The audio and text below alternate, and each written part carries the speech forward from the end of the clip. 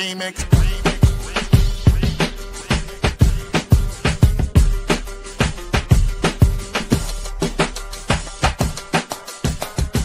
Remix. Remix. Remix.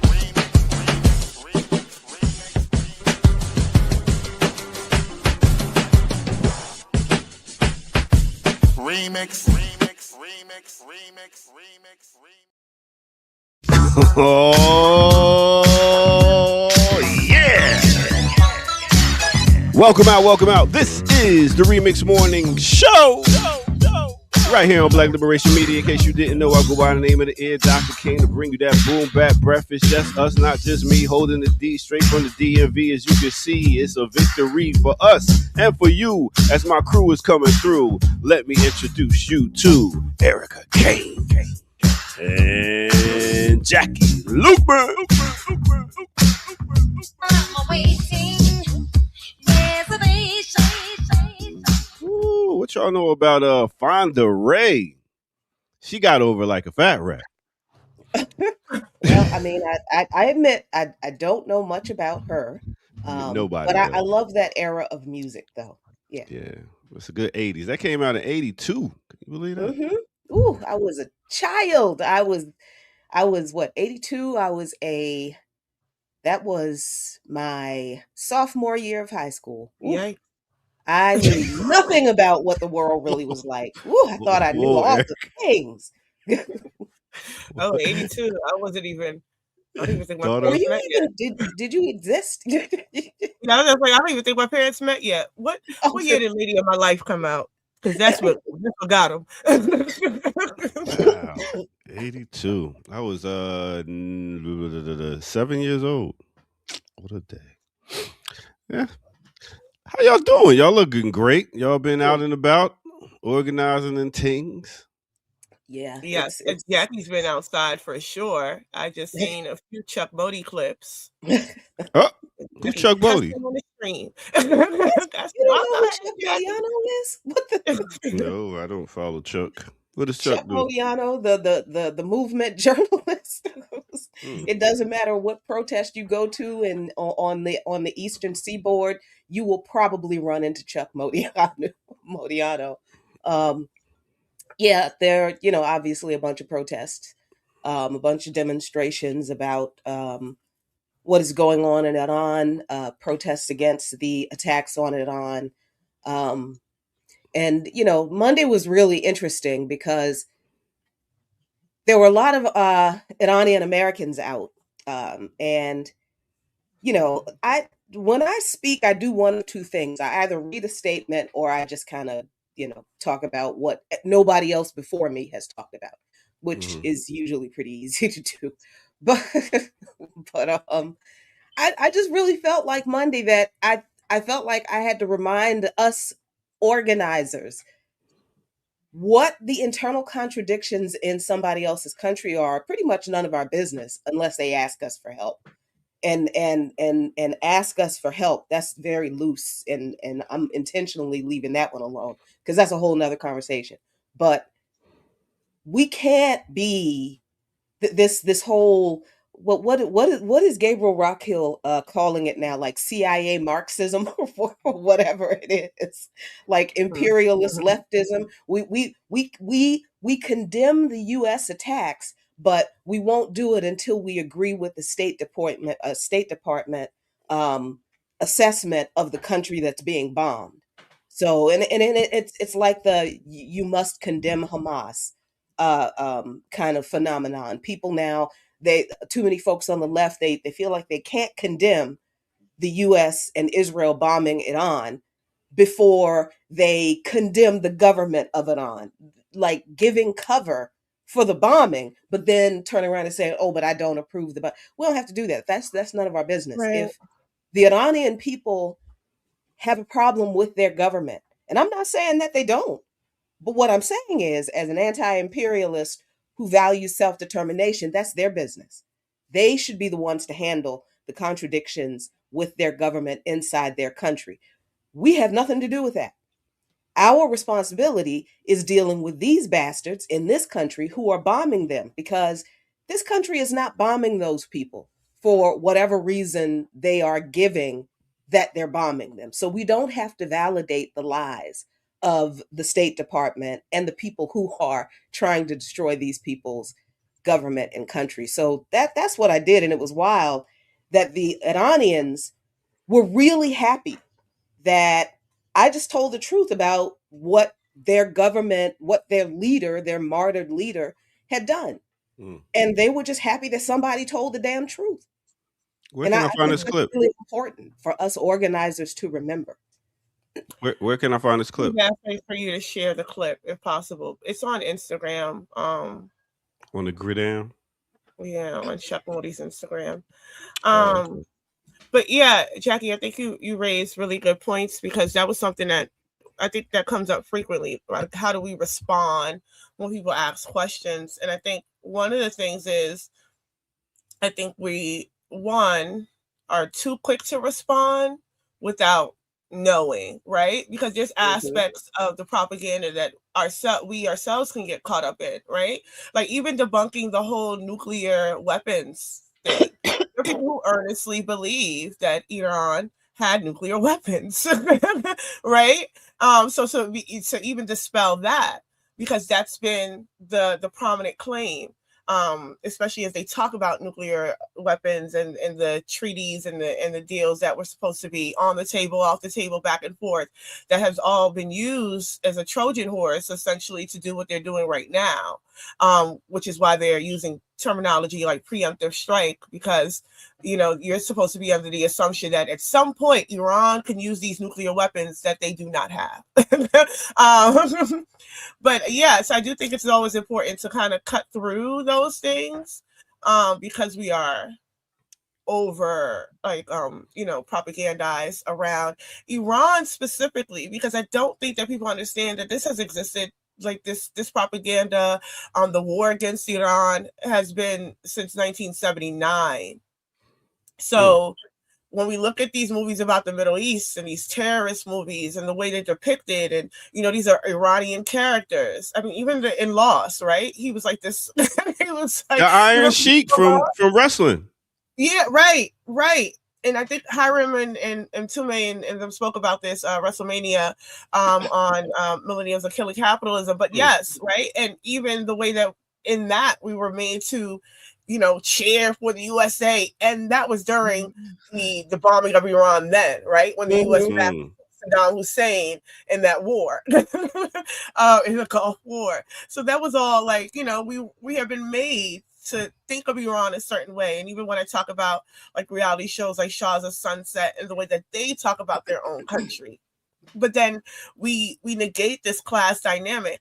And the part about internal struggles, you'll be hard pressed to find a country where there are not residents of that country that do not have an issue with their government, right? But what are the issues? And there's not enough even understanding of the way that the government works in Iran or anywhere, let alone here in the US, right? People barely understand the functionality of their own government here. So there's a lot of application, the way that they think things work. But you yourself are not even handling your own internal contradictions here.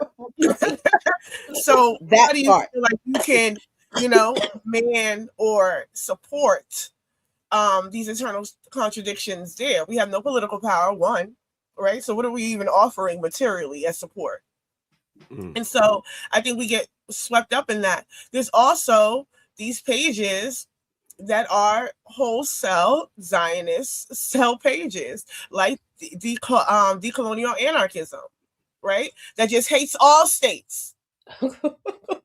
All states. All states are bad, all of them, and they should all be toppled. And so when Assyria happens, the way that Syria is today, they're cheering. And so when the supreme leader is assassinated, they're cheering, right? And then they say, and now the struggle starts. Oh, no. You fools. You fools. No. There is no solving this anytime soon now. So well, they're far beyond, and now they're, I've seen that the US and Israel are arming the Kurds, to try to get some, to try to fasten that civil war, because that's what the whole point is, to balkanize West Asia into continuous and endless civil wars that they cannot contain, and then the U.S. sweeps in like Afghanistan, like Iraq, like like superhero. Syria. Well, Yeah. Allow me to reintroduce myself. Yeah, like stupid superheroes. Yeah. The U.S. government is going Oh to Lord. aid, occupy, destabilize these 7 countries that are important to U.S. interests in the Middle East and in Africa. I just got this memo from the Secretary of Defense's office that says we're going to attack and destroy the governments in 7 countries. And he listed the countries: Iraq, Libya, Somalia, Iraq, and then we're going to move to Syria, Lebanon, Libya, Somalia, Sudan, and Iran. They told us. They flat out said, we are going to destabilize these countries. Mind was spinning. It was a pretty stunning thing. You mean the purpose of the military is to start wars and change governments? It's not to sort of deter conflict? What did the left do with this information? What a lot of the left did was to look at these countries and point at things that they didn't like the government was doing in the country.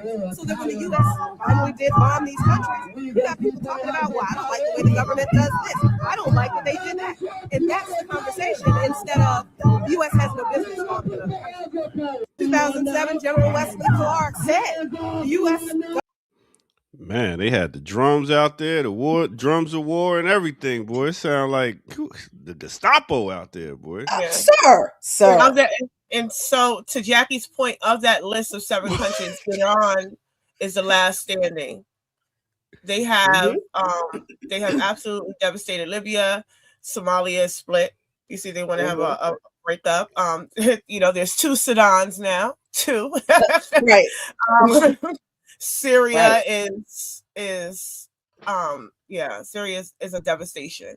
And I don't think it's spoken enough about the impact of the loss of Syria, because Assad is an evil man, and that's the focus, right? As opposed to if Assad was still there and Syria was still standing, those fighter jets from Israel would not go over. That's right. They have to pass through Syria. Yep. So that it was a real hit to the axis of resistance, and Iran is the last man standing on that list. So even to talk about the importance of Iran and the significance of Iran cannot be understated, especially in the light of how it's being reported, how we're meant to believe or think about Iran, how we're even meant to think about words like dictator and authoritarianism, which the everyday person could not define for you, but they know to say dictator and authoritarian, right? So it's just the ways that we have been kind of moved into a particular narrative that at this point where we are, this is the result of that, because there's many instances where this could have been prevented, but there has been a long-standing kind of push for this through social media, through different kind of campaigns, through devastating sanctions. Women Life Freedom 3 years ago, which is a PSYOP #activist movement. It remains a PSYOP movement. These people do not give a shit about women. Over 150. Where they at? And if you look at those images, they were Afro-Iranians, by the way. Those were darker skinned Iranians. That's so right. Those were, so we look at who's being murdered. They specifically targeted the South. So is this behind all this? Is it the U.S. going against China for monopoly of land and oil, or? China's not trying to monopolize anybody else's land. Well, they are. They are going to. No, they're doing this to give Israel. Yes, let me finish so we can respond. Okay. I'm not going against you. I'm asking. I'm just saying.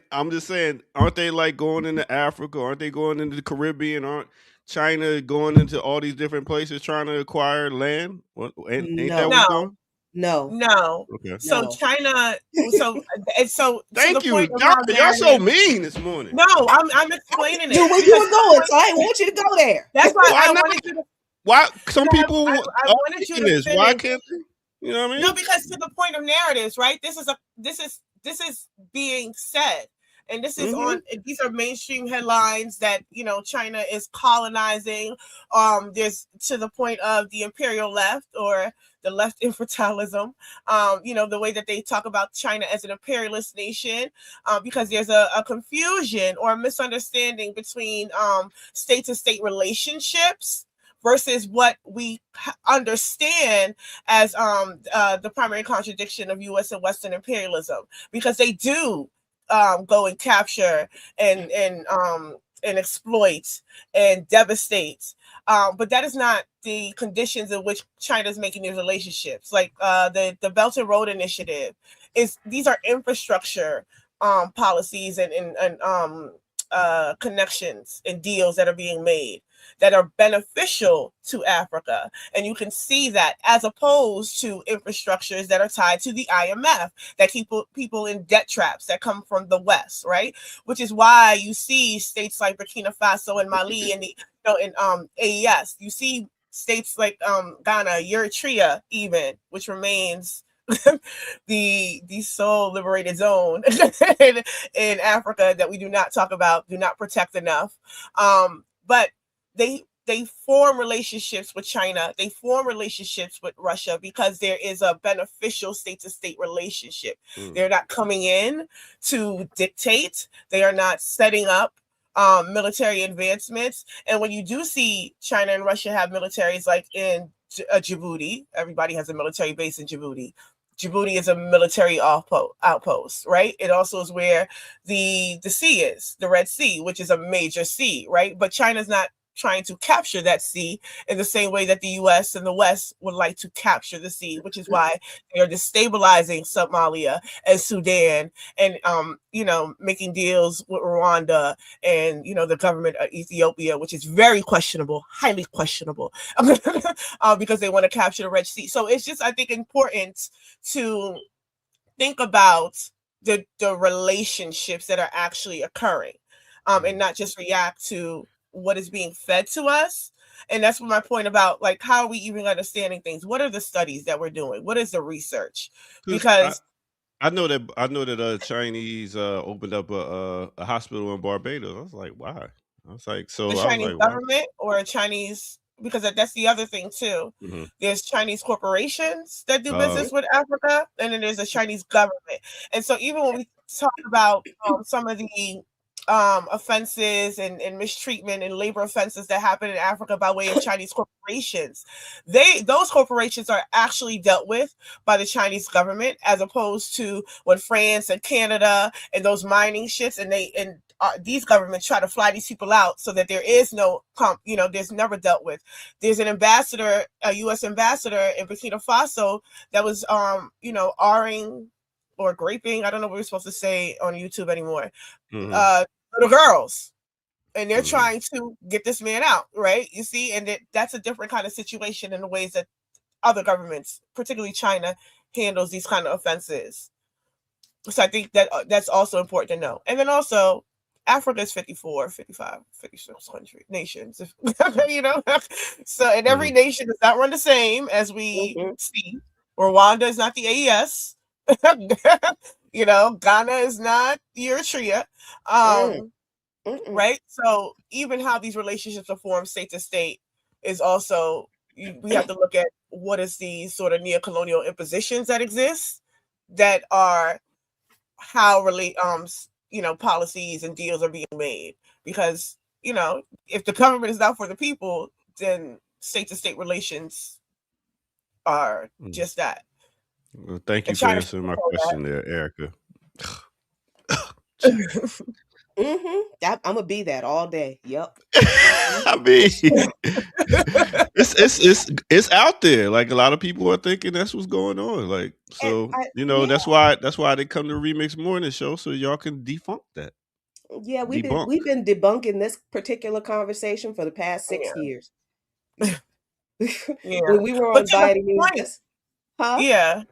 No, I was gonna say, to the point though, necessary, we'd get one guy every single week who would call in. He comes in the comment section here every now and then. Yes, and it didn't matter what the conversation, but we could have been talking about Iran, about Ethiopia, about anything else, And every single conversation, every single comment was accusing China of exploiting Africa, being imperialist in Africa, recolonizing Africa. The dude really had a serious, and I'm sure he still does have a serious hatred for China. And everything Erica just said, been saying that for the whole time. Just we Yeah. keep saying that. We keep saying the same thing. People keep believing that China hates Africans so much that they're colonizing, they're trying to colonize the continent. I don't Yeah. think it's hate. I think it's resources, ain't it? Ain't it? I mean, when you look about, Yeah, but it ain't China really. also has resources that benefits Africa, right? So to the point of the AES, like when we look at Traore and he goes to these conferences that are held in China and he's making these deals, these are state-to-state relationships where they're equally beneficial, right? Mhm. So we shouldn't even think about geopolitics is not some sort of like it's not a United Colors of Benetton commercial, right? It's not altruistic, right? So and I think that that's how people kind of perceive it or think it should be. So even the idea that Africa has no friends and these things, sure, but I don't know that the idea is to make friends. I think the idea is to make allies, right? And so how are we understanding those relationships? What does it mean to be allied, and allied against what, and allied towards what? And so I think that in the relationships that are happening with the nations in Africa, with the conversations and developments through China and also the Caribbean, you can see that has had an impact on how the AES has been able to move forward in just a minimal amount of time, right? But then also why the US is so aggressive, because of the way that China is beneficial to these nations in such a way that they can cut out the US wholesale. They don't need to deal with the West.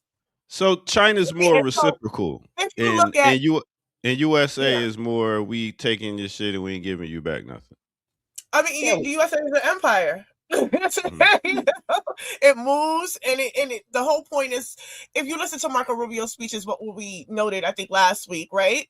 Mhm. And I had this conversation because I was noting something that CBS had said about, just a question of if Nkrumah is saying that the last stage of imperialism is neocolonialism, but then Marco Rubio makes this speech, then yes, I think that does, one, validate what Nkrumah is saying, because that means they can't go no further than that. They have to That's right. reverse. They Mhm. have to go back to recolonization because the empire is declining. It is declining. And so because it is declining, it's a rabid beast. It's lashing out. But I think it's also important to understand why it's lashing out, because it is losing influence within the world.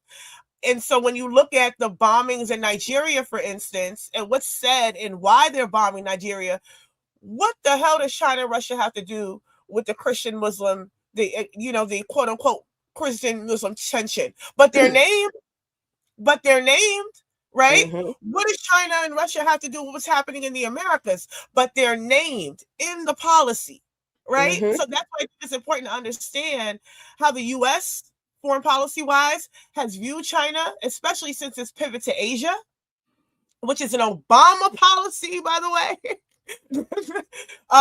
The pivot to Asia, and how that has affected West Asia, and why we say West Asia and not Middle East or even MENA at this point, because of the way that these things have been playing out geopolitically and the role that China plays and the backlash that they thought Russia was going to have from the sanctions for the proxy war in Ukraine, that has devastated the US. It has completely backfired because BRICS got stronger.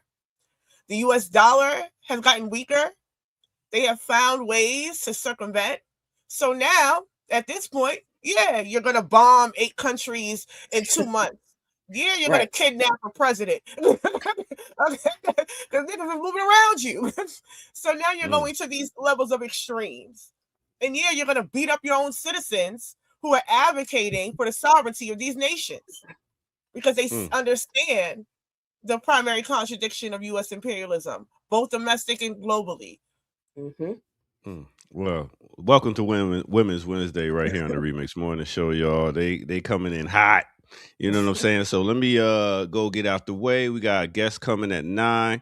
So let's take a quick break and we're gonna come back right here on no other than the Remix Morning Show. Let's go.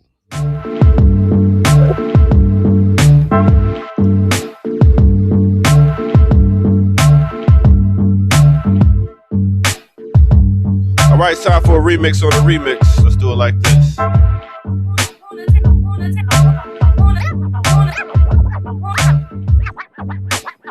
wanna take some time out to think things through. I know it always feels like I'm doing you wrong, but I'm so in love with you. So understand that I'm only in love, you're the only one I need.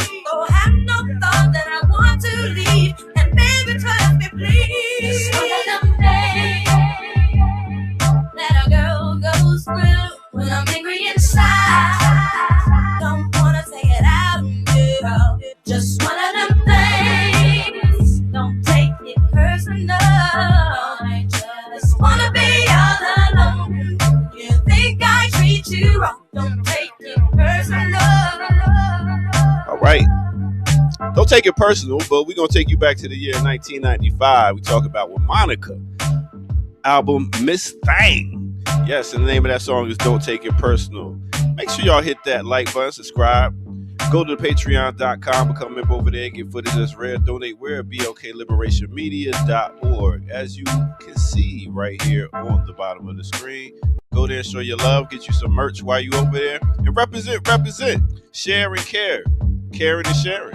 So go ahead and let people know this is where they need to be, Monday through Friday, 8 a.m. to 10 a.m. All right, with that said, let's get back to it right here on the Remix Morning Show. Yeah, Doctor on the beat.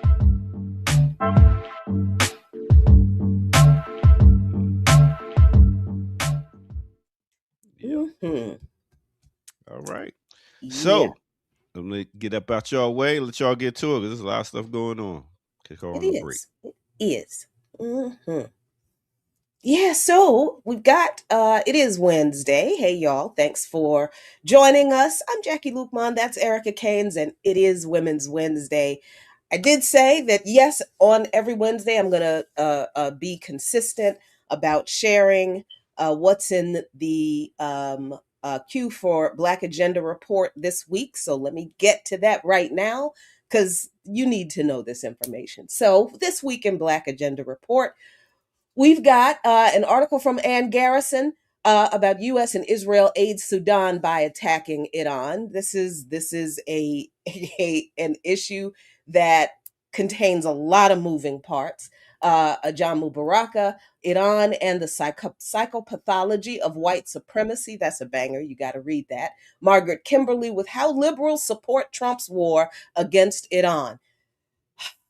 There's a reason you're not hearing the liberals condemning what is going on because they like it. They just don't like the fact that he didn't get a congressional approval on it. The editorial this week is for Iran, Third World People, and U.S. Foreign Policy, Palestine Perspectives from 1979. That's how long we have been dealing with this issue, how long we've been analyzing it, how long we've been knowing what's going on. Poem from Bar's Poet in Residence for this week's State of the Epstein Class Union. An article from Anthony Carifa Rogers Wright from Proclamation to Provocation, how Marco Rubio signaled a new era of Western colonial aggression. And this is our BAP statement for against the war on Iran. We've got a reprint of an Oren Code Times article, Chavista Grassroots Rebuke Venezuelan Government's Ambivalent Statement on U.S.-Israeli Aggression Against Iran. And maybe when Erica comes back, we'll talk about that for a little bit, just a tiny bit, but to make a point. And CMB, Newark Community Movement Builders, has a statement on the killing of Wally Bey by Newark police because as the empire is trying to destroy Iran domestically, yeah, they're still picking us off in the colonies here. So we've got the Epstein class versus Iran interview with Jamu Baraka and Gerald Horn also. So check out this week's edition of Black Agenda Report. I will drop it in the link here for you so you can read everything they have. And where is there? She is. Okay. There we go.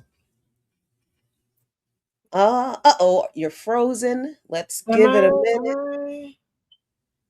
We can hear you, but you're froze. Oh, you're catching up. Yeah. All right. Yeah, so all right. I wanted to ask you a question, Erica Keynes, Ms. National Co-Coordinator. You know, we talked about the statement from the Venezuelan government, which we actually can't get now because they took it down. Can we talk about that statement a little bit, and also how we kind of talk about the when we see the internal contradictions in revolutionary countries, and maybe this was an example of like, this was a good time where not saying something right now was a good idea. Yeah, but I always advocate for that because I think we should have informed responses to things, because to the point, there's so much being said and so many people are saying so many different things, and so much of it is overwhelming that it, how do you figure out how to decipher certain things, especially when it does look a little questionable? So how much do you even know of a situation? What is the context? And then you can maybe respond. And then even now, I'm slow to say particular things. One, because, I think we have a particular responsibility when we're live. But then two, we work with a lot of these groups.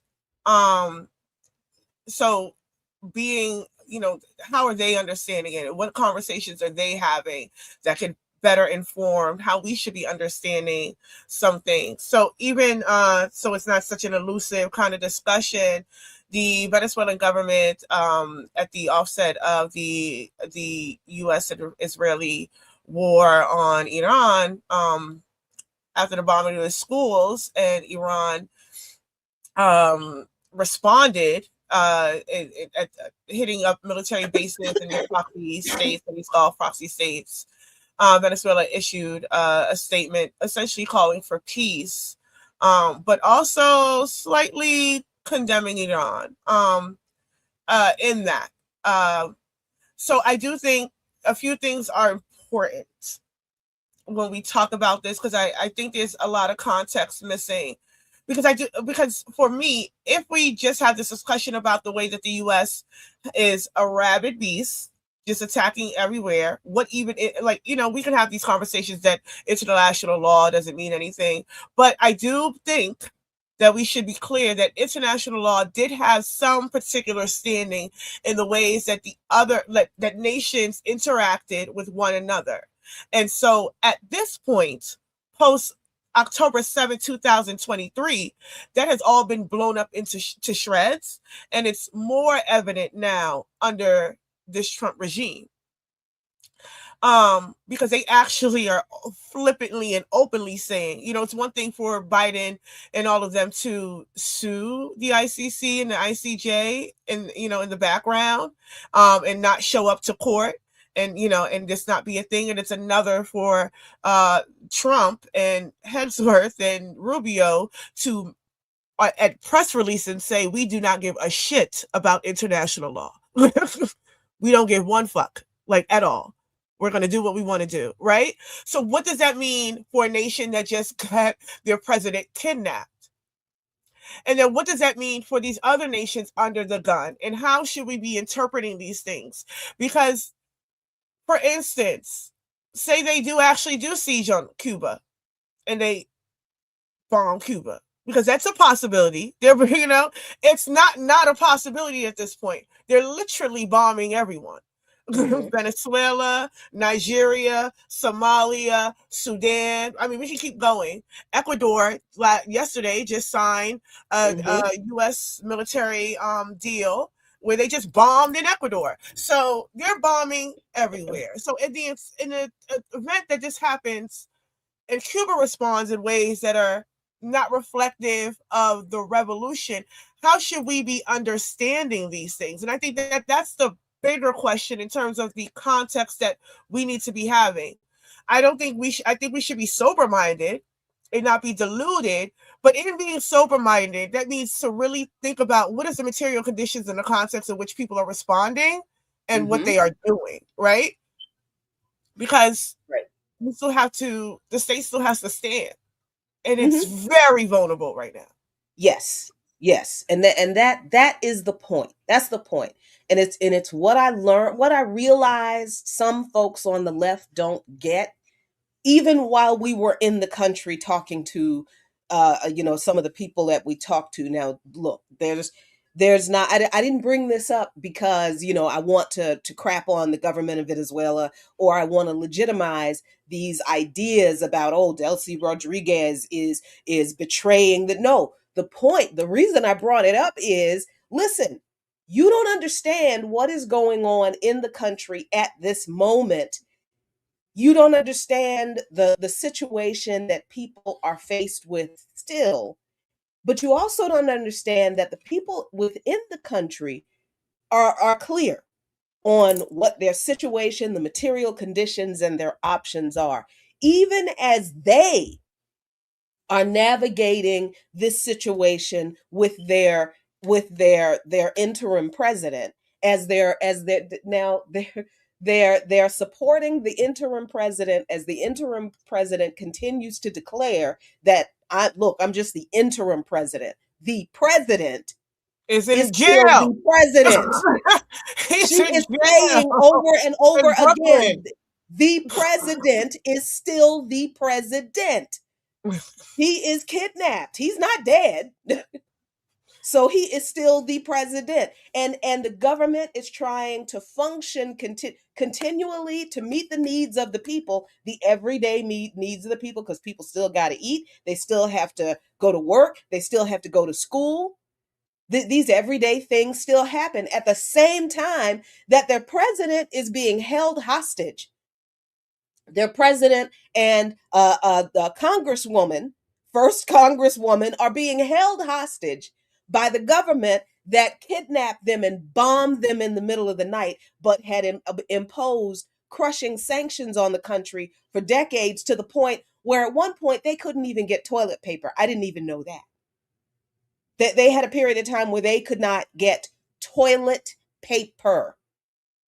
And they are negotiating for the return of their people and for the United States to lift some sanctions with a gun to their head.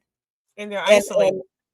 And we see isolated, that they are intentionally isolated by the United States. And here we come in, we're trying so hard to let these folks know, you're not alone. You're not isolated. We got you. We understand. We know. We're in solidarity with you. What can we do? And I'm sitting in these rooms with people who are literally telling the Venezuelans what they should be doing, and they don't fucking live there.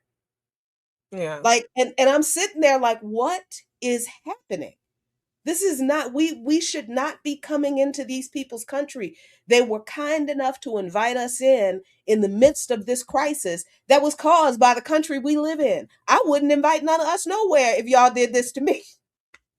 I would never talk to some of y'all again. And then to invite people to come in to have this discourse, for people to see what is going on, for people to really hear the truth, and to have a couple of people among that group of people. And I'm sure it wasn't just because they've had several brigades, but this is something I see all the time. I've seen this on other brigades, where people from Western countries come in and, this is great, this is wonderful. And the next thing you know, they're telling the government officials how they should do things. Mm-hmm. Especially around women, the question of women and things like that. Because what I think is interesting about that in particular, and just even the question of women and gender and how those are being taken up in other countries, and the way that USians come into these countries, and that especially feminists, right? And that's their number one concern. But then as we have no rights here as women, right? Or so like the question of gender hasn't even been resolved here. And so, like, going to these places where they are actively engaged in a process of trying to overturn some of that colonial thinking, trying to overturn some of that, machismo, right? Because a lot of these things are cultural, right? And so, what does it mean to advance the culture outside of how things have been done? And these are these are processes. And so I think even to the point of how we understand things, I think there's a microwavable kind of mindset that just is innate in the US, because everything is, we expect fast results, quick results, And so when we have a concern, it needs to be resolved that instant, not time to think about how do we resolve it? What's the best way to resolve it? No. You don't have that kind of time. Figure it out right now. This second, it needs to be resolved. And Venezuela, I do think that it needed to have been criticized by those grassroots organizations in Venezuela, because it did force a reaction. It did force a like, all right, okay, all right, we're bugging a little bit, right? But it also says that it also speaks to the government itself is not the revolution. The people, the Bolivarian people, the people of the Bolivarian Revolution that make that up still have a word. They still have something to say. They still have concerns, and they're still able to be heard and responded to in the government. And so I think that is something that we should be at least taking away from, and especially as we talk about these internal processes, because if we talk about Iran, that's something that's under discussed. That when the U.S. jerked their economy and pushed inflation up to 40% in a day, and it was the Iranian government that went and spoke to the commerce workers and made a deal and tried to figure out. And so it's under discussed that they actually went, and it's even in the woman life freedom, even how that was handled. Do you know the conversations around hijabs has evolved in such a way that that's not even a question anymore in Iran? It is only presented as a question here in the West because they want you to continue to think that they do not attempt to make advances, right? It's a dictatorship, it's authoritarian, inflated 30,000 people were murdered. There's 100 million people in jail in a 90 million populated nation, So they ain't got people from another country and put them in jail. All these things that don't really actually exist. Are not really actually true. Right. But yeah. So I do think the way that we understand things is important, because we can easily get swept up in advocating for the stabilization of a state that is really attempting to continue to keep itself upright under the most dire conditions, isolated around regionally, because we're going to have people coming to speak about Puerto Rico soon, but isolated regionally, where every surrounding country has now become an outpost. Trinidad and Tobago, has now become a military outpost in the direction of Venezuela, right? So, and then even if the recent CARICOM thing, there was no hard stance on this is what we're going to defend, because they're still hyping up things that are not true about narco trafficking and et cetera, et cetera. So this is an isolated nation. So I think those are some things that we need to be in consideration of. And it reminds me of the conversation when Cuba made certain policy changes, because they have to survive, and they have people that they have to continue. And these are nations that think about, what are we going to do next year? They don't think about it in terms of how the U.S. government plans 4 years at a time. They have long-standing decades planning, right? Yeah. And so that in any way that they turn or switch, they can be able to stand. This is some unprecedented shit. Yeah. Okay. Yeah. Even Yeah. as prepared as they were Mm-hmm. not prepared for the technological advances that they were hit with. Right. And so they don't know what else is on the horizon.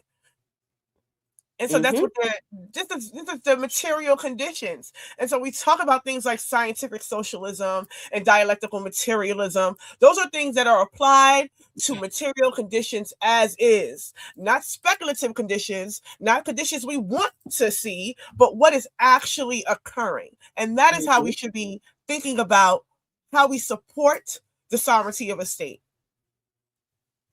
Right. And the fact that,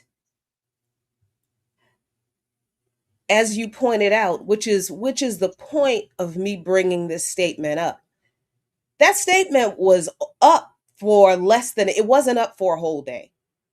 It was not public for a whole day.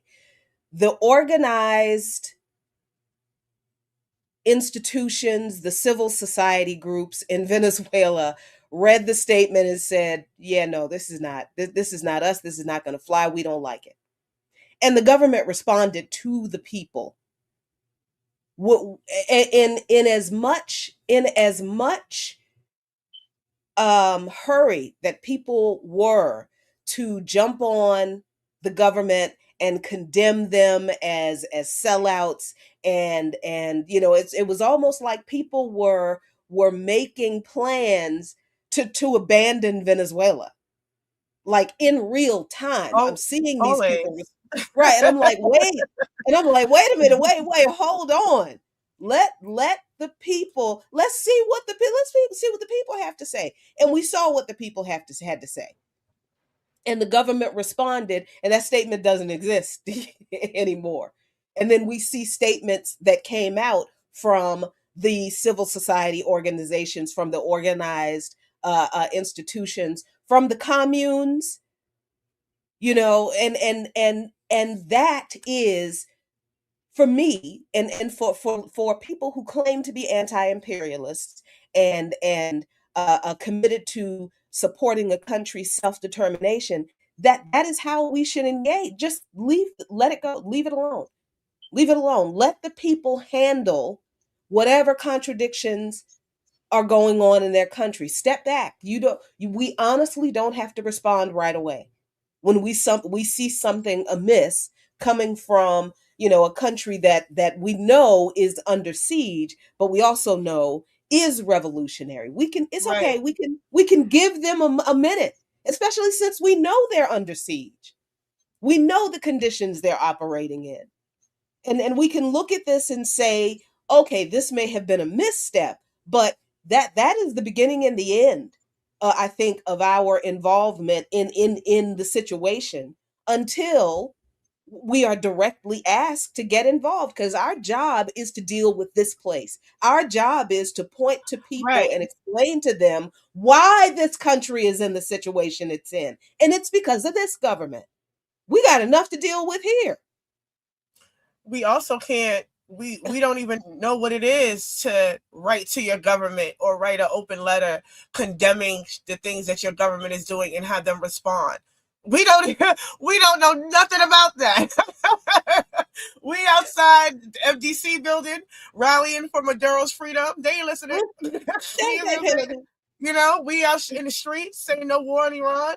So we don't know what it is. And that, to that point, is why people have like protest fatigue, right? Because we do not know what it is to have a government respond.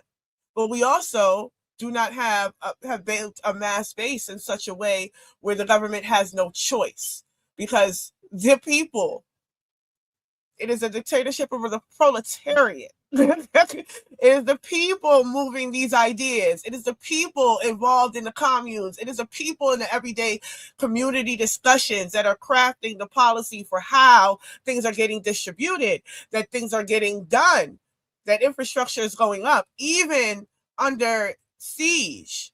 So it is them who's going to be the ones to say, now, hold on now. We never, ever, ever took these kind of positions ever. And the other thing I think is important too, when we talk about like the ways that they're being isolated, because we see this if we want to talk about Iran too. The USS Gerald left from Venezuela and made his ass to Iran, right? So when I say like all of these things are interconnected and they all, the way that the narratives that are unfolding and around how we're supposed to be understanding these nations, understanding the governments, understanding what they're up against, and why certain things were done and not done. And so I think that to the point of sanctions, when we talk about these authoritarian nations and some of the policies, some of it is to survive, right? And so because how does one survive under crippling sanctions? How are we surviving under the policies that cripple our neighborhoods, right? And so so when it comes to things like having political power to be able to navigate these things, the question that becomes like, what are the conditions in which we have to do that? And so that's how we should be thinking about these things. Like dialectical materialism, these are not just words. And so I find that lately, because we try to, hone in on the importance of things like historical memory and dialectical materialism, there is not enough study in the practice of it. Okay? Because you don't learn dialectical materialism when you read it. Not the first time. Okay? Okay? The crew had charts. The crew had charts. And I was still like, hold on. But to the point of dialectical materialism, things are learned in practice. Things are learned in study. So, yeah, so I do think it's important that we really engage that these words and this language comes out of how we are applying our understandings of the world to their material conditions. These are not words just for the sake of it. These words come out of a framework of thinking, an ideological framework of thinking that narrates or navigates us into a particular direction. And so understanding how did we get here from where we came from is that process. Mm-hmm. And that's, for me, how we move from awareness to consciousness. And not just by saying dialectical materialism, but actually practicing it and applying it in how we understand the way things are moving, the way things are being discussed, the things that the government is saying versus what they're doing, why all these nations are being bombed simultaneously as we're getting our asses beat in the street. They're plucking us off one by one here too. So we're not exempt from it. Mm-hmm. But I do think, to the point of Western chauvinism and social chauvinism that comes out of the West, and things that Gabriel Rockhill and Michael Parenti and countless other true Marxists, let's bring that back. But have named is that, the complicity of this is a lot because they have not even wanted to resolve their own contradictions being within a settler colonial empire, white supremacist empire that is ran solely through and for and by capital, and how that the only result of that is death. And so there's no real push for that kind of clarity here from these forces, but they want you to truly understand what's going on here, and here, and why these nations, if we just did a little regime change, they would really usher in the socialism. And, and so for me, it's like, that's not even how those things work. And so if you are a Marxist, or, you do practice scientific socialism, you understand that that's not even, Lenin never even talked about states developing in that way. So who are you reading? What text you reading from? Cite that page. Let me see. I might have skipped that paragraph. No, they're probably anarchists, and they don't read Lenin or Marx, or they just hate them because But for me, the point is, like, the through line to all of this is, it's been eye-opening for me to see how, especially in a time of crisis, it's one thing to be revolutionary when things are quote unquote calm, but when you're a nation under economic sanctions, nothing is actually calm. right? But it is. I think there is something to say when you're not actively like dealing with a situation like that exists now with the kidnapping of your president, that it's a different situation to be in, like active kind of combat, and to remain disciplined in your revolutionary ideology and understanding and defense of and in defense of your revolution. That is remarkable for a people, and that is true of the people in Venezuela.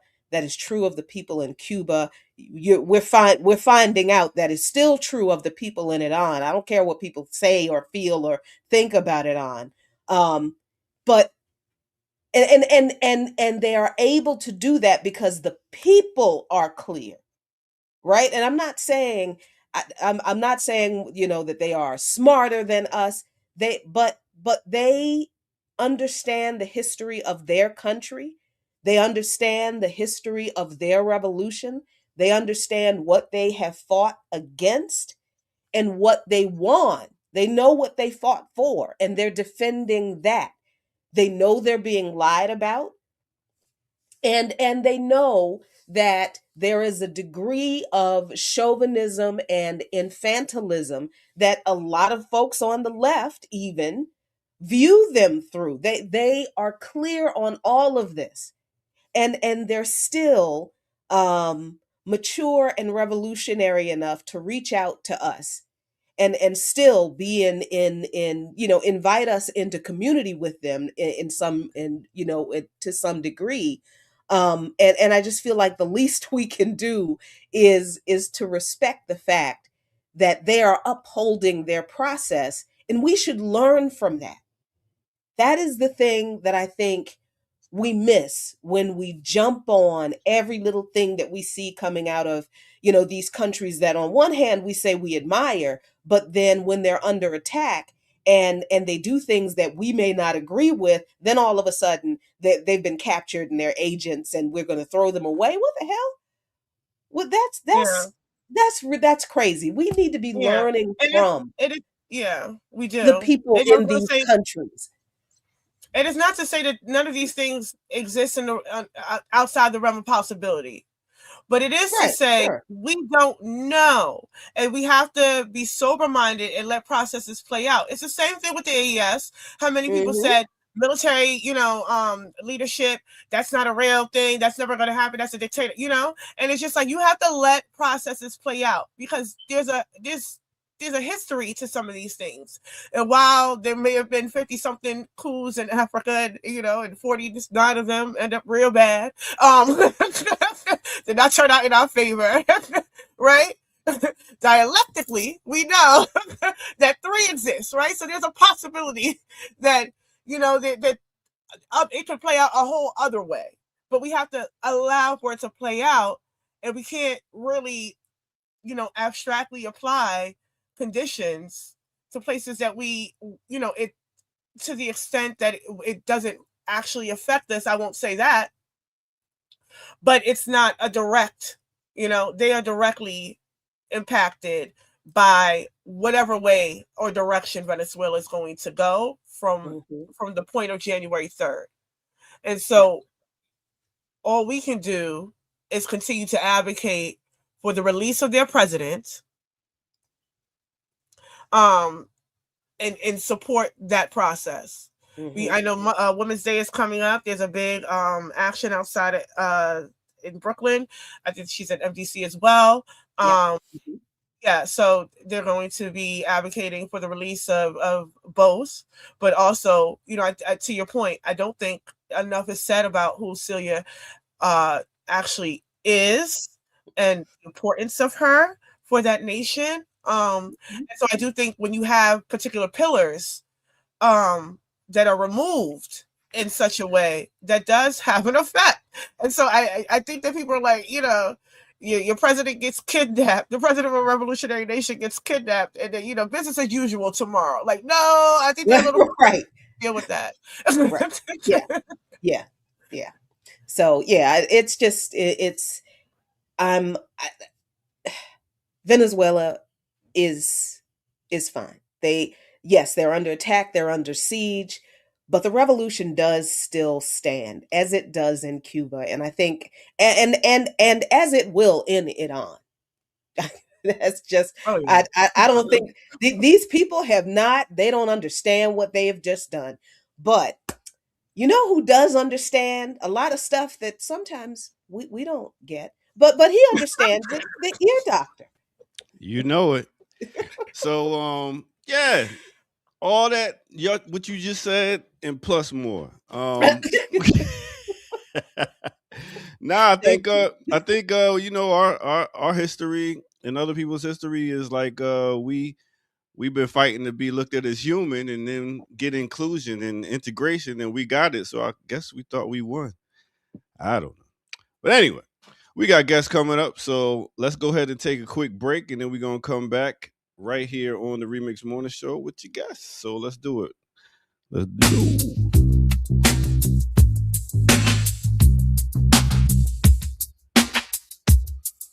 Big up to Women's History Month. Big up to all the sisters out there who've been holding it up and down. You know what I'm saying? So with that said, we're going to go ahead and talk about Black Liberation Media and all the great shows. One great show is the Black Miss Podcast. And they were talking about nonviolence.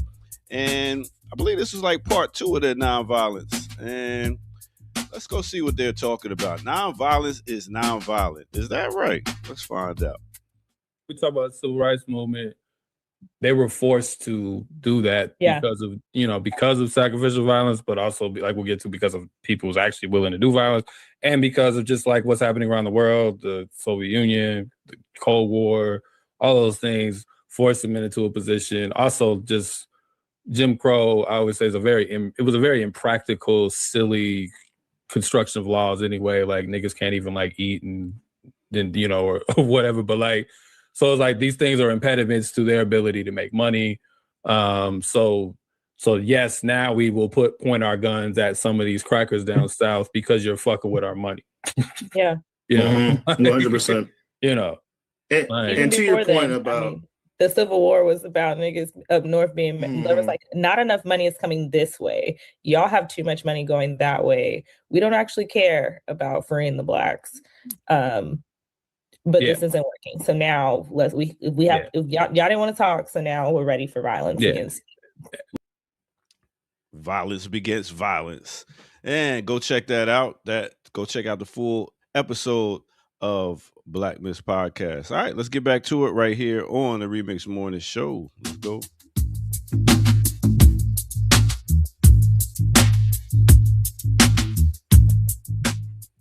Mm-hmm. All right. So we have guests coming up, and we do.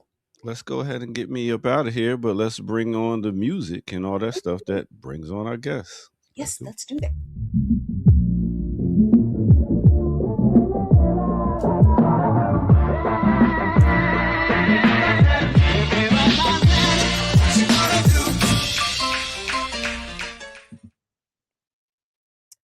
Welcome back to the Remix Morning Show, everybody. I am Jackie Lukman, and we are joined by 2 comrades who are here to talk about something that, again, the corporate media is not going to talk to you about because the corporate media is definitely owned and controlled by the empire. And this is important because, as we keep telling you, everything is connected. So welcome, Brianna and Mateo, from our comrades in Diaspora Palante. Thank you all for joining us. Thank you for having us. Thank you for having us, Jackie. You bet. So first of all, for people who are not familiar with your organization and what you do, please explain what Diaspora Palante is and why you are organizing, particularly now. What issue are you trying to connect in this moment for the people? For sure. I can take it, and Mateo, if you want to add anything. So yeah, we're an organization of Boricuas and also of other Latinos based in the diaspora with the main goal of fighting for the independence of Puerto Rico and also for socialism within our country. I think there's a history of diaspora organizing, specifically Puerto Ricans being in the United States, going back to the creation of our flag, which was made by Puerto Rican and Cuban exiles actually in New York City. And obviously since then, there's been such a mass displacement of our people, forcibly so, by different policies, colonial policies that have been present over the past few decades.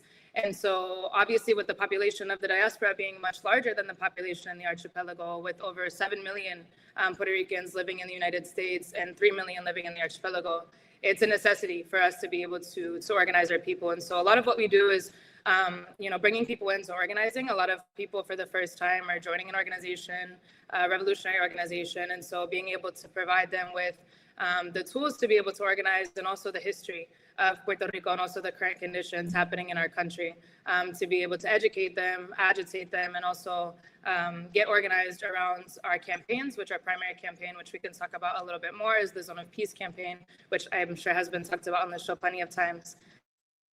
But that's kind of a little bit of the work we do. We have chapters right now based in New York City, New Jersey, Washington, D.C., with a couple more information in Atlanta, Florida, and Maine as well, with some more going across the country. Mateo, if you want to add anything. No, I think you captured it pretty well. Cool, because Mateo, I want to ask you this question. Now, for people who watch this show, who might be wondering, okay, this is nice. They have, an organization for people from Puerto Rico on. That's fantastic, and they're going to talk about something. Why should people care? Why should Africans be concerned about the issues of Boricuans, considering the fact that we are getting our behinds beat in the streets in this country? Because that's an argument now. Like, why should we care about what happens to other people?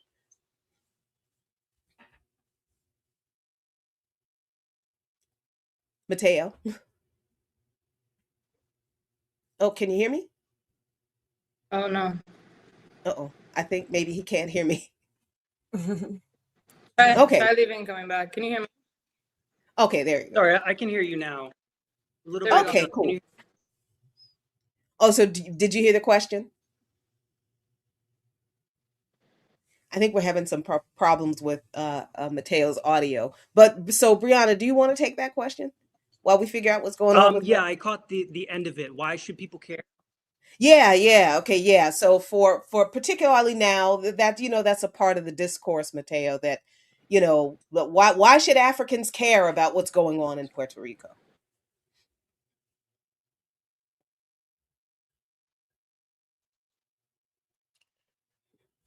I can start while he gets his stuff together. Yeah, go ahead. Thanks. No, you're good. I mean, principally because Puerto Ricans are also African people. There's a lot of Afro-Boricuas that exist within the country, and obviously that comes from our history of the kidnapping and the bringing of enslaved people to the island to be able to harvest sugarcane. And more than that, I think also Puerto Rico is on the primary front of fighting against imperialism, as having been a colony for the past 127 years.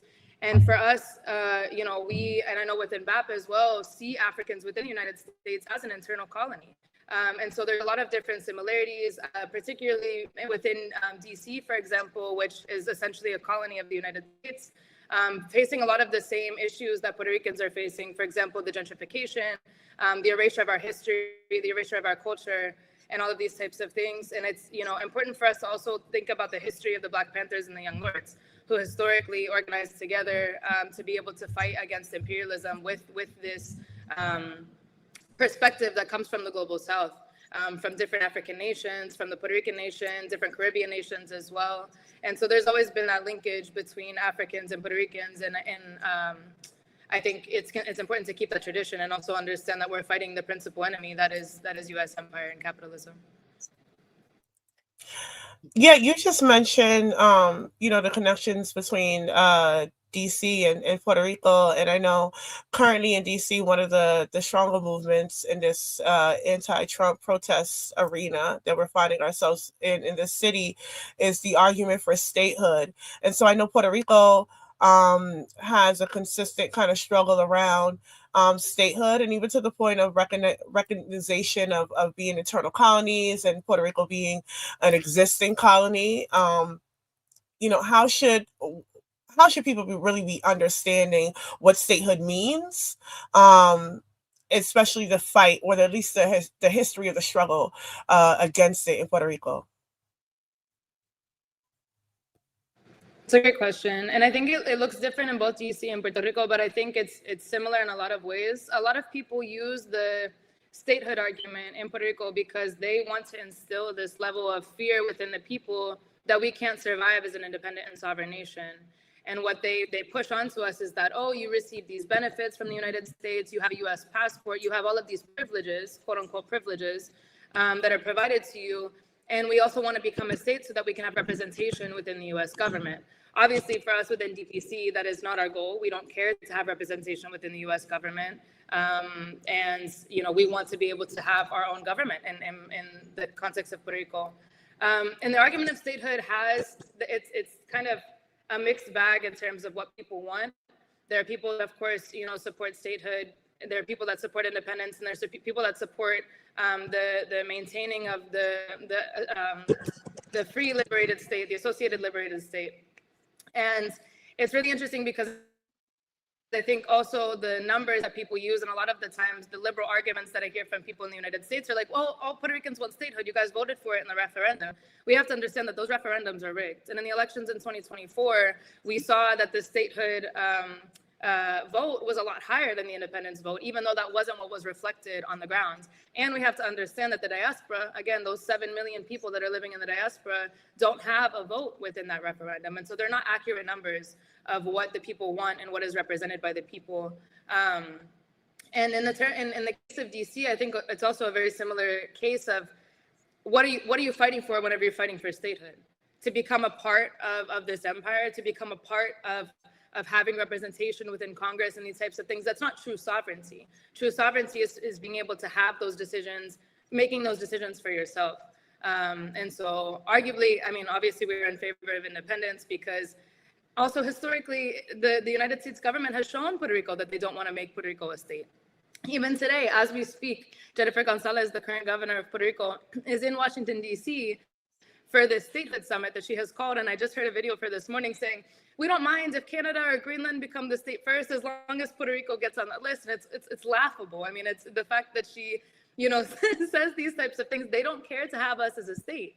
If they wanted to have us as a state, they would have done it already. But they get benefits from us not being a state, like the amount of taxes that we pay, not having us, be represented within the government, to be able to speak on the fact that the U.S. has a colony in the 21st century, multiple colonies, of course.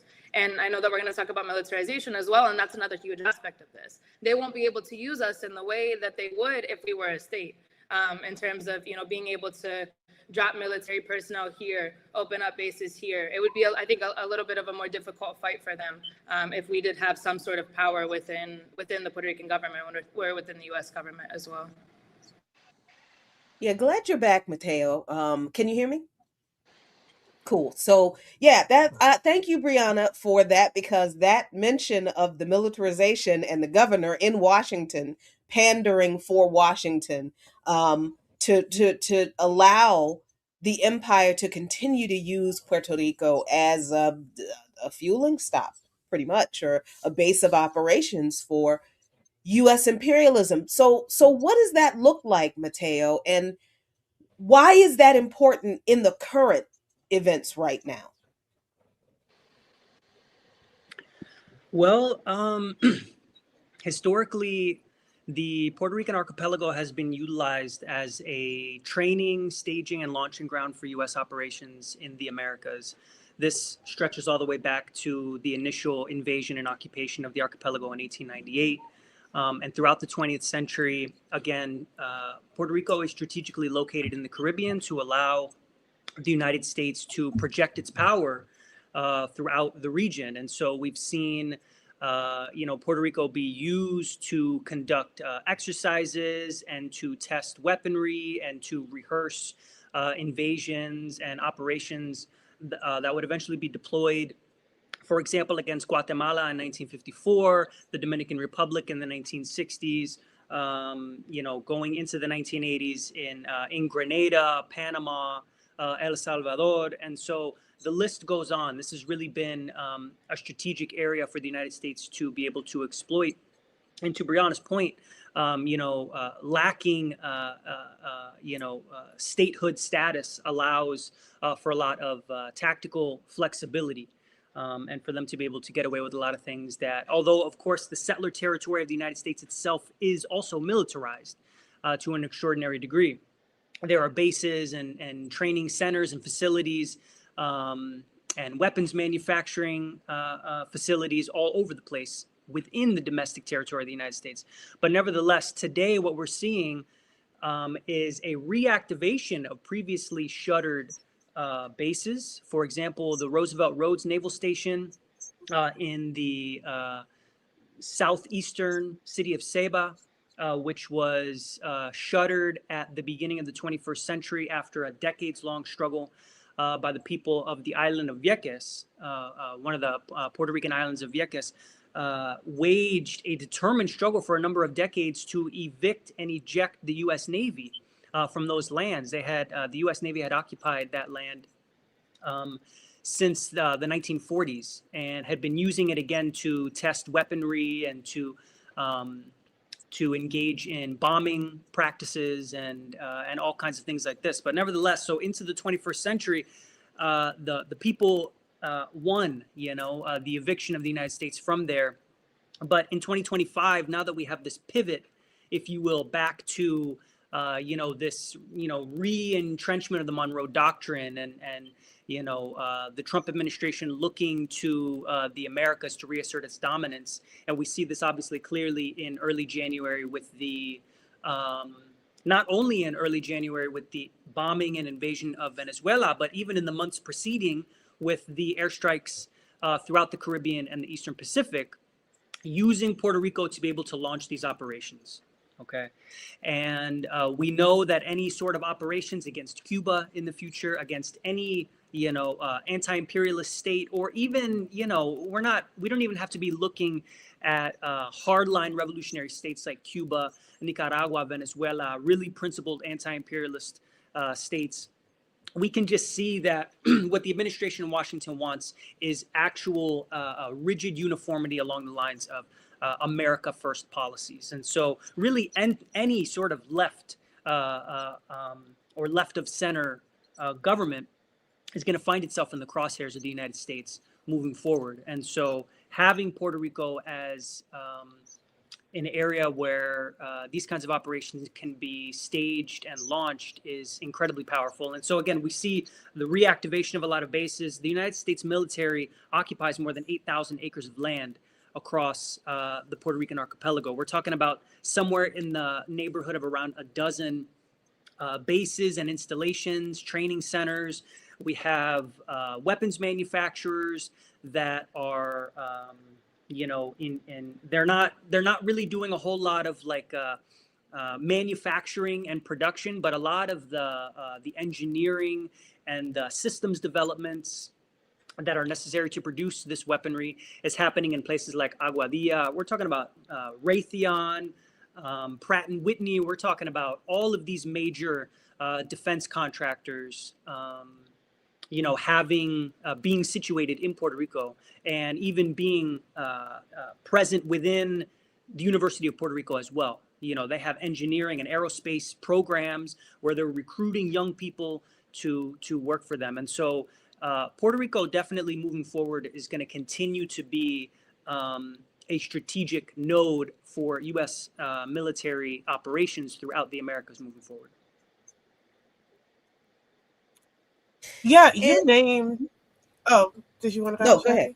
No, go ahead. I was going to say, because you named, just in passing, the U.S. has been bombing the Caribbean Sea, the Eastern Pacific, the potential seas. Oh, can you hear us, Mateo? Okay. So Mateo named the bombing the Caribbean Sea and the Eastern Pacific, and and much of this has been launched or coming from Puerto Rico, even to the point of what's being named as the Don Roe Doctrine today, which is really a reiteration of the Monroe Doctrine and this sort of recapture of the Americas. When you came on, you mentioned the Zone of Peace campaign, and I wanted to know, one, where does Puerto Rico see itself or where do you all see Puerto Rico situated within this Zone of Peace campaign, or the call for a Zone of Peace in the Americas? And then the role of the Diaspora Palente Collective in advocating this message. Yeah. Can you guys hear me okay? Yes. Perfect. I think, first of all, we always express the opinion that as long as Puerto Rico remains a colony of the United States, we're going to continue to be used as an outpost. I'm not sure if Mateo mentioned, I cut off a little bit, but the U.S. calls us the unsinkable aircraft carrier. And I think that tells you everything that you need to know about the fact, it's deep. The fact that they will continue to use us to be able to carry out these attacks in multiple aspects. And I think particularly right now, because of the amount of support that the Puerto Rican government is given to the United States, with completely just allowing our land to be used as a military outpost until we gain independence, they're going to continue to be able to do those types of things. And of course, there's pushback to that.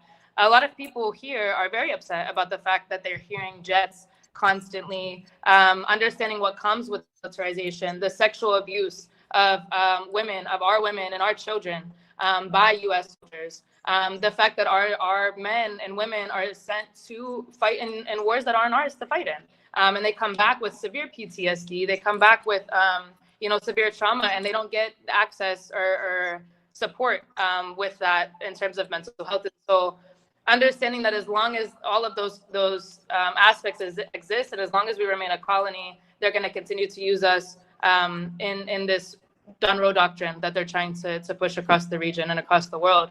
And DPC, particularly because we have those connections and understanding that Puerto Rican independence needs to be fought for, we also have a duty within the belly of the beast. And I think Che Guevara said it best. He said that he envied the people that were in North America because they had the biggest duty of them all, and that is fighting the beast from within. And being able to look at all of the different connections, for example, the weapons manufacturers that Mateo mentioned earlier, that directly are being used right now in the Caribbean, and these attacks on these fishing boats, the bombs that were dropped in Venezuela. And Puerto Rico also has a Lockheed Martin factory on the west side of the island. And the government signed a contract for $3 million, and they recently just renewed the contract to be able to pool students from the University of Puerto Rico and Mayagüez to be able to bring them into working for Lockheed Martin. And so it's kind of this big loop that we're able to make those connections, and we're able to take action based off of those things. Most recently, for example, in Maine, there's Pete Hegseth wants to go speak at Bath Iron Works, which is one of the biggest ports that is owned by General Dynamics. General Dynamics pretty much owns the city of Bath, Maine, which I had no idea about this until, our Puerto Rican comrades within Maine told us about this. And so we're trying to formulate a campaign to be able to make those connections between the General Dynamics and between what's happening in the Caribbean, what's happening in Latin America, for people to have a better understanding of what imperialism looks like in practice and what it means. And that allows us to be able to fight it in the proper way. And so that's kind of what we've been doing in that aspect. Mateo, if you want to add anything.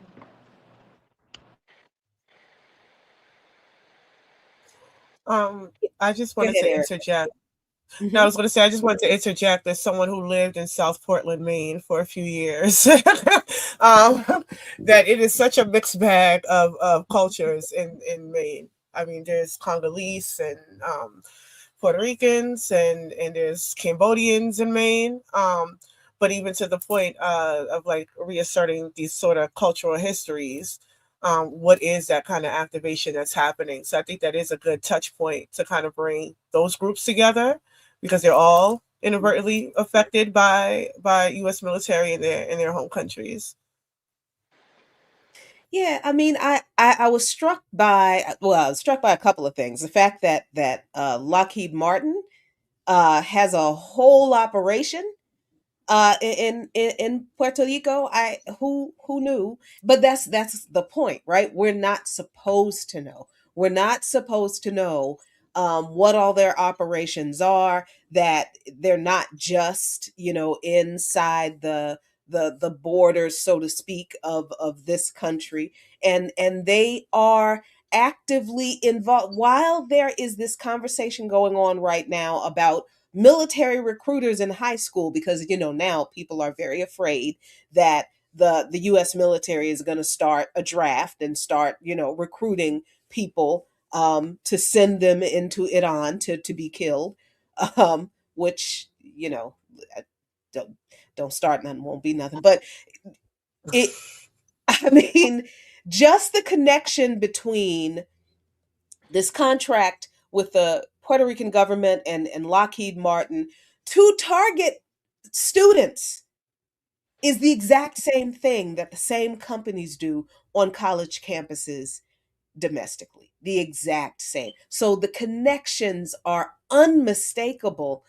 What is the next step for DPC in advancing this knowledge and connecting this knowledge to the struggles that are going on right now? Because you know how we are in this country as organizers. We're very hyper focused on the one thing.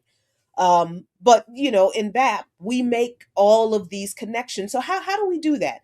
How are you all thinking about helping people break out of this siloed fight against imperialism, one issue at a time, and helping them to see that no, you have to deal with this too, because this is a part of it. I think one of the main areas that we're focused on right now is the Zone of Peace campaign. This is a concept and a framework that allows us to make the kinds of connections that need to be made and to tie all of these seemingly disparate struggles together. Our own struggle for independence and national liberation, but we don't want to just be responding and sort of leapfrogging from one country to another, one crisis to another. We want to be painting a holistic picture of the system. And so we're really focused on, DPC has been a key endorsing and participating organization within the Popular Steering Committee of the Zone of Peace campaign for a couple of years now. But we're really beginning to look inward about our own, how we are bringing this campaign to the streets, to our chapters. We're constantly, getting asked what are the best ways to be talking about this concept and to be doing tangible, concrete work around this demilitarization mission, in my city, where there may not necessarily be a base nearby or some, it may not be immediately visible how I could be making these connections, or there are so many connections that can be made. Where do we start, So we're really drilling down into the weeds, the nuts and bolts of how to actually approach demilitarization in a concrete way in all of our cities and towns and states and regions across the United States, being able to talk to Puerto Ricans about our concept of peace and, really being able to, again, approach this from not a reactive way, but really appreciating that we actually have to be coordinating, preparing ourselves for these forces that are escalating in the Caribbean and around the world. And we feel like this Zone of Peace framework, this Zone of Peace as an organizing tool and as an overarching objective that can be really applied to so many different areas of our political work. This is our entry point. And so getting down into the public education aspect of that as well, I think is going to be really crucial for us in 2026 to avoid this sort of, again, like reactivity, getting us really well positioned to take this message into our communities and actually try to construct some tangible strategic plans around confronting this global empire.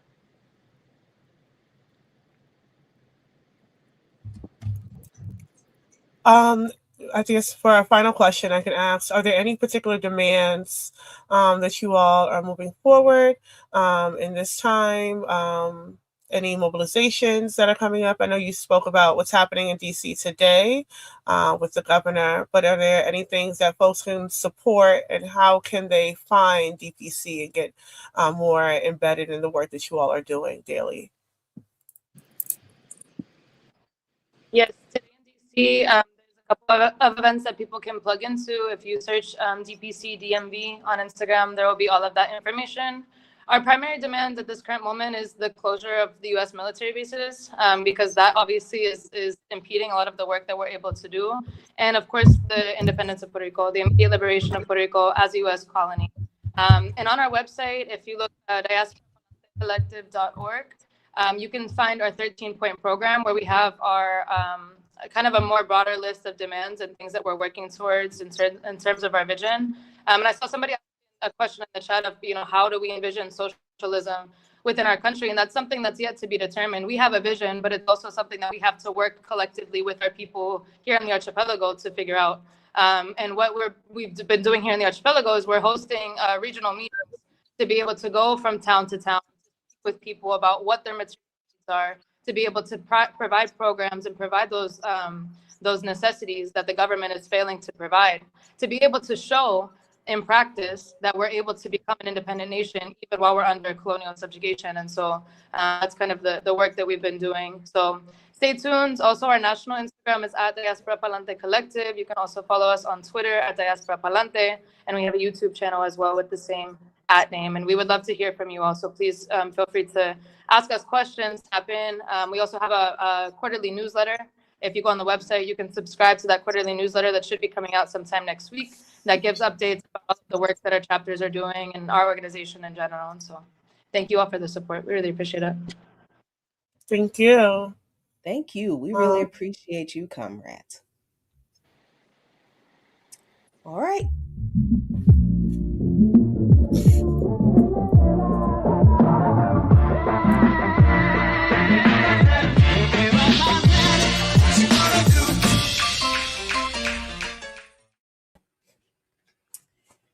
All right. Nice. Mm-hmm. So, were they in Puerto Rico? No. Brianna might be. Brianna probably. She Brianna is sometimes, might be. not Mateo. Oh, okay. Mateo, yeah. But Mateo's in bat. you saw the hoodie. Yeah. My hoodie was drier. I had it on yesterday. Yo, Jackie face. He thought I was about to say some crazy. Look, man, my anxiety is right now. I can't. You got to be gentle with me. These I was just going to say it seemed like that grid. You know what I'm saying? The power grid in Puerto Rico. I don't know, because I was thinking about going to another. I was thinking about going to another country and stuff and broadcasting. I was wondering how the Wi-Fi was going to be, if it's going to work good. Ask Obama. Ask Obama about that, since he was the one who imposed the control board. Power grid, right? Okay.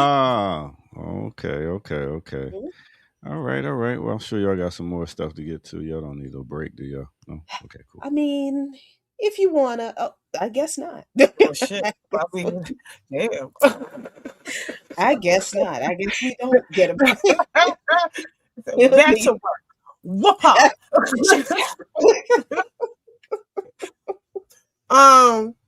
So Jackie, there is something that's top of mind this morning. I got a little lashing for a post that I made yesterday, and so one of the questions that was posed to Brianna and Mateo, I think that they raised that the military component, right? How as a happenstance of the prominence of the U.S. military, that has been, I guess, a job for local Puerto Ricans, and they have been, exploited in such a way that they coming back, there's no rights, et cetera, et cetera.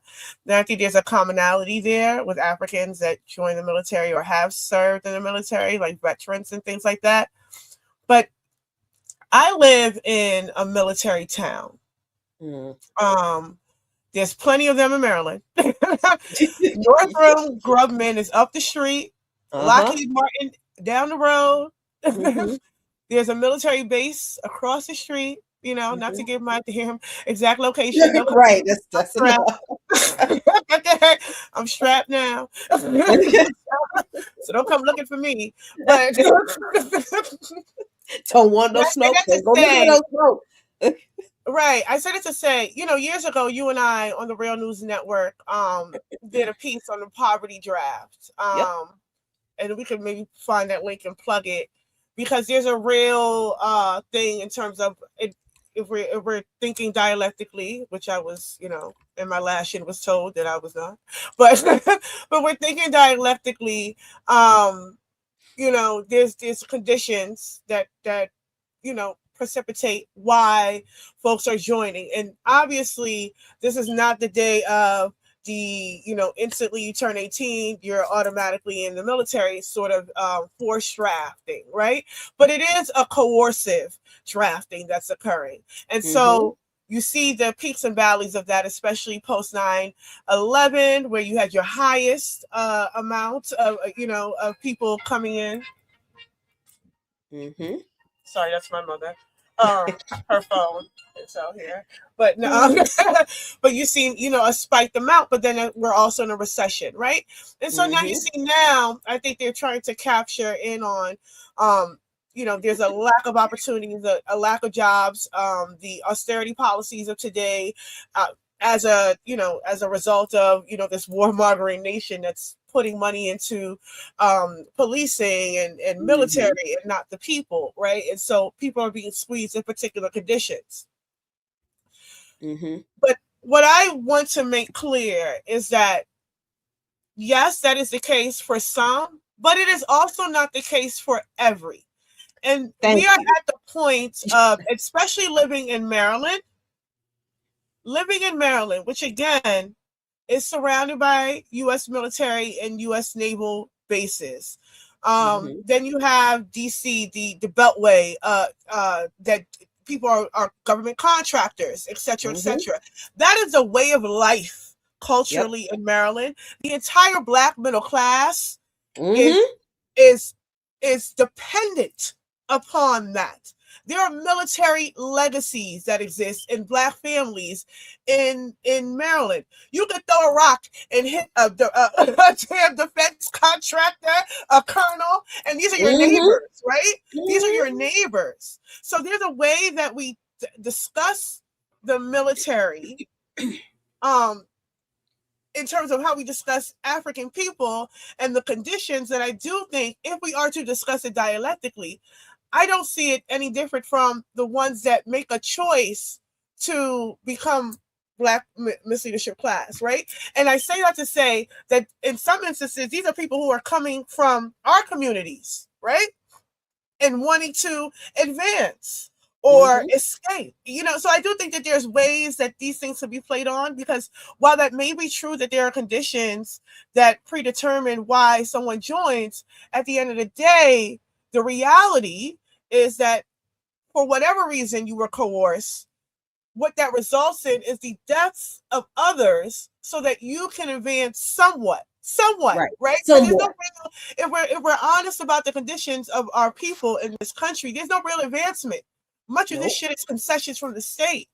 And so in my post, I was very direct about that, because on my Facebook, it's not a public Facebook. My Facebook is full with those people that I went to high school with, that still live in this area, that go to the Dunkin' Donuts and get their 20% off military discount, you know, because that is the culture here, where you have all these people, because there are servicemen, 3 of them, that happen to be Black, that happen to be on reserve. They weren't even full, right? So that's the position that I do want to be clear about. I think there is a way that it does become a bit of chauvinism in how it's expressed, because, you know, we take these hard stances about what the military actually does. But I also think that there needs to be a clarity, or, you know, what's so wrong with shame? Right. You know, what is a problem with shame in this instance? Because at the end of the day, not only is it resulting in the deaths of others around the world, other people who look like you, who are in interconnected positions, right? If we're talking about imperialism as a global and domestic, counterparts, but also your cannon fodder. Right. They give zero shit about you as a soldier or you as a regular everyday citizen. You're just as likely to walk down as a regular citizen and get shot as you are and get neglected and negated as you are to get blown up in a military base in Qatar and get neglected and negated. They don't care to bring your bodies back. Remember Africa, that situation? They don't care to honor you. They don't give a shit what happens to you afterwards. Right? And I grew up with people who did ROTC who wanted to just get out of this town, get their apartment, get their Dodge Charger. Yeah. Or get the quick wedding to get the stability. Because if it's a husband and wife, there's benefits. Like I grew up with people who had this frame of mind that the military was a benefit to them. And so my post was a direct, it's not, Negro. It's not. It's not. And what we ought to be doing in this time is shouting down our people to get the hell out of there before it's too late. Because they close that window soon when it's not optional. That's what. Because it's not even optional now, really. It's barely optional now. You have one or two little ways where you can stand down, advocate for yourself, and then tell our kids, get the hell out of ROTC. Don't you go there, But to that point, I think if we're speaking dialectically, we also have to be real about what alternatives are we offering? How do our people end up in these positions? There's still class dynamics that exist in these choices. Everybody is not coming from the projects and entering the military. Okay. Yep. That's not the case for every African. Some niggas is coming from single family, 2-parent homes. A whole lot of folks is coming from them tree-lined suburban streets in this state. And so I want to be careful in a particular kind of generalization, because I know the South has conditions that overwhelmingly result in that. But also, if we're going to speak about why people are joining, for whatever reason, we should be clear about what happens to them when they do. And so what is anti-recruitment? What is the approach to anti-recruitment? And then what are we doing with the folks who are there now? Right. How are we getting them out? I mean, because if we want to talk to people about, why you don't join the military, there are plenty of reasons. Just the way, if we want to talk to people about, the military not being a solution at all, the sexual assault issue in the military, which has always been an issue. I used to work for a defense contractor that administered surveys to the military academies every single year. And these surveys were mandated by the Department of Defense. And the surveys every single year indicated that there has been ongoing and unaddressed sexual assault and rape at every military academy for years. I mean, decades. Every fucking year, these surveys, which are anonymous, when we administered these surveys, we would physically go to the academy. We would set up rooms in one of the whatever site they had the survey taken, because you had to take the surveys in person. And in order to do that, the students had to have a secure room where they could answer the questions about sexual assault. So we really had to make it so that these cadets could go into a secure room, answer these questions about sexual assault without other service members, especially their superiors, seeing them. That's how serious this thing was. I don't know if they still do it. I doubt it. But for decades, this is how these surveys were administered, that were mandated by the Department of Defense, administered to all of the service academies. And every single year, when we tabulated the results of those surveys, 20, 30, sometimes 40% of the responses were the biggest problems are sexual assault. That when they are reported, nobody does anything about it, and that then they get retaliated against. Now, why can't we just tell people that? Instead of obsessing over the idea that everybody who joins the military because they're poor and they're under duress. No. Yeah.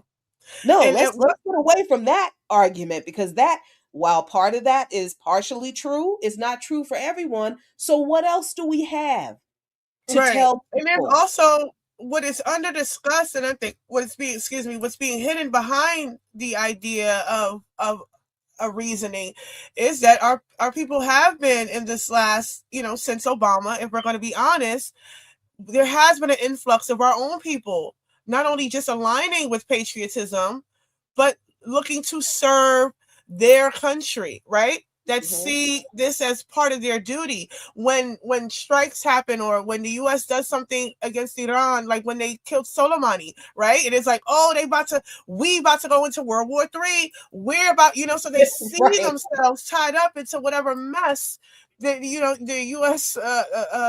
capitalist regime has gotten itself into for profit, for continued accumulation and exploitation. So I think when we are talking, the question that becomes like, so then what are we saying then? Like, yes, there are reasons, and there's a multitude of reasons why people join, and I don't exclude that. But I also think it does still breed a particular type of individualism, because the main idea is to get out of your situation. And so you're not seeing your situation interconnected with the peoples of the world, or even the people surrounding you, because the people who come home from the military end up being cops. Right. Or they stay within that system. They don't come out of that system. So I think the question one I have is like, so what is our role as people who organize, have family members, have, friends that live in communities that are military towns? What is our role in terms of speaking to these kids that the ROTC program still exists? And one of the things I recall Rafiki Morris always saying is like, when we talk about winning battles that have already, or fighting battles we've already won, something him and Daruba say often is that ROTC been gone from Howard, and now it's back. ROTC been put out of Morgan State, and now it's back. Like they've organized to remove these shits off their campus, and now they're back. Right?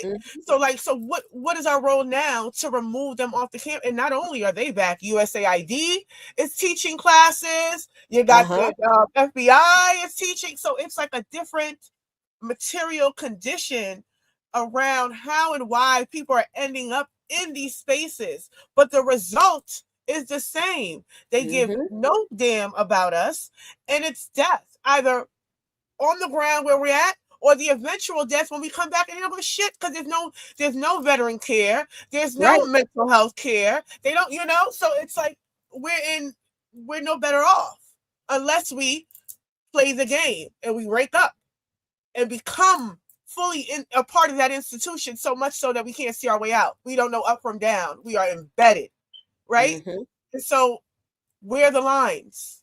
When do they move from that's my confused brother and sister to that is my direct enemy?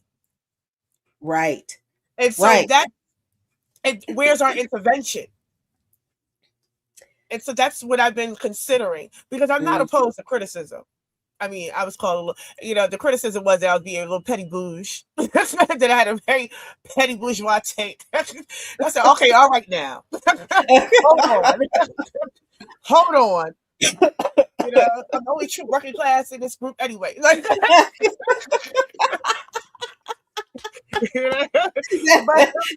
that might be closer to the truth than we were. But I reflect on criticism, after my initial, my initial pushback. But I am thinking about, okay, all right, well, let's say that is true. Then what is our role now, as we want to talk about anti-recruitment? Because if we're saying that they're up in the ante, they're dropping bombs from here to there, everywhere, and they're not doing that just by drones. There's people manning these flights. And then also the retaliation. It's only but so long people are just going to take it. And as Iran is showing, they're not playing. They going out. They know that they put soldiers in hotels. They going after the hotels. Right. Yeah. Ain't nobody safe. They know wherever the soldier is, because that is through international law, their legal fucking right. That's right. U.S. military attack them. They have every right to attack U.S. military. That's right. Wherever they are. Right. And so three of our own have been murdered in the process of this. Three of our own who were essentially volunteering because they were on reserve. That was supposed to be their weekend, a quick change, come back home. Right. Right. And now there is no coming back home. And now the families are in mourning. And now it also forces that, look what Iran does to our people.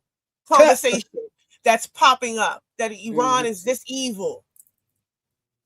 And so, yeah, I do think we should be able to struggle around these questions, because at the end of the day, our people are still signing up for the military. Our people are currently entrapped in the military. Our people are raped in the military. Okay, the colonels and the leaders of AFRICOM, the generals, is an African man.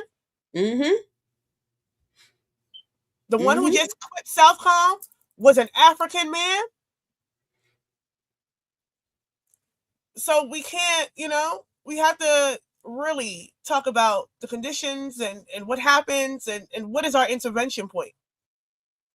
Yeah. Yeah. And I think we do have to be honest about what that intervention should result in. Like, what are we intervening to do with these particular folks? Because I like what you said, about at what point do we get from, all right, these are our people and they're trapped in the military, to, wait a minute now, some of these folks are our enemy. And I think that is the part where we don't want to get to. We don't want to call some of our people the enemy. And I'm sorry, y'all. Some of them really are. I mean, we've been, how are we still having that problem? When Barack Obama and them is a whole, come on now, everybody, all skin folk are not kinfolk. That there is a serious class contradiction among us that we don't pay a whole lot of attention to, that we don't like to pay a lot of attention to, at least in public. We don't like to air our dirty laundry out in public. Like, everybody can't see it. Like, everybody can't see that the Black Miss Leadership class really does hate poor Negroes. Really does hate you. Don't care about you. That some of these Black folks in the military, they are Black folks in they're not Africans, they're Black folks in the military. That's how I see them, because they understand. And these are the people who I'm thinking of, Erica, who are like the people who are the enlistees. They're on the bottom, they don't, I'm talking about the people who have been in the military for decades, their career, whatever. They've seen combat. They were involved in Iraq. They were involved in Iran the first time. They were involved in Afghanistan. They know what they're doing. Those people are the enemy, period. I don't care that they're Africans. I don't care about the history of struggle, because what they always do when you point out that you are doing the work of the enemy, you are involved in murdering these people too. you're involved in murdering our people. What they'll say is, well, look, the military is not a cakewalk. There's racism in the military. Okay, but you stayed. They do that about police too, right? And so it's that same kind of, even when you talked about sexual assault, I'm like, we could also name the fucking police, right? It's the pigs, the grunts. What was it? The grunts and squeaks. Yeah. And so, what is our approach in dealing with that? Before you, because I see that you like to end it early. I still got 3 more minutes. But whoa! I was not. I always end on time. Big up to Angela Easton, becoming a new YouTube member, and Cynical. Join the military and be a dog for imperialism. Send in a big 199. Appreciate you, Cynical. I did want to know Glenn Ford, Baps first. I think you remember it was done at your church, and Glenn Ford spoke, and he talked about when he was in the military, and I believe King. Was it around the time of King? Yeah, I think King was murdered. And so they wanted to use the military. They were flying them in from Virginia to the streets of DC to kind of occupy. And that's when they all kind of collectively put their arms down because they weren't going to attack their own, right? I think, and those are conditions where they were forced to enlist, right? You had automatic enlistment, but it was a particular kind of clarity. It was also a time where they would go do their time in Vietnam, come back and do the training, right? We don't see these particular kind of connections being made in terms of how they use their forced time and this sort of coerciveness and exploitation of being internally colonized and having no choice, so to speak, and what they have invested. And then we see today where it is, that's not even a thought. Because the thought is, because, they're Americanized through this process, right? And so the thought is, how do I better myself, my family, from the things that I've experienced, and not so much a communal kind of takeaway. So I think that is another thing that I find severely different from the conversations that a Glenn Ford would have, and then think about 2020 when the National Guard was out there whooping our asses, and it was Black National Guard. That's like they wasn't putting their guns down. They was with the shits. So and on Hood Communist, there was a comrade that wrote a piece about he's a former veteran and talked about that coerciveness, and even not so much coming from poverty driven, or poverty, but thinking or having a mindset that this is something that is a good thing to do, an honorable thing to do. And like how, the conversations that should be had with folks who are still in or even thinking about it. All right. Do we have any what's coming up on Dark and Blue, Jackie? I don't know. I just realized last night I've probably written 4 monologues about the U.S. messing with Iran since 2020, and I'll probably talk about some of those. Sounds good. Yeah. Good. All right, and I believe Erica, anything coming up with BitApp? Yes, you can go to blackallianceforpeace.com and check out our events page and look at all the events. Also, Hood Communist is returning. So we put out a call for the week of action for Cuba. Of course, we're returning for Cuba. That is our home, our love, our comrades there. So we're supporting the week of action. So if you have any writing, poetry, anything you like to submit, you can submit it at Hood Communist at proton.com. Yeah, well, or go to our Instagram and find out how you can do it. I believe that's the email. It's been a while. Yeah, we're still doing countless actions in support of the sovereignty of Venezuela and Iran. We're still trying to get Maduro Sila out. And yeah, I believe that's it. Oh, yeah. Look at that. Perfect timing. Right on the dot.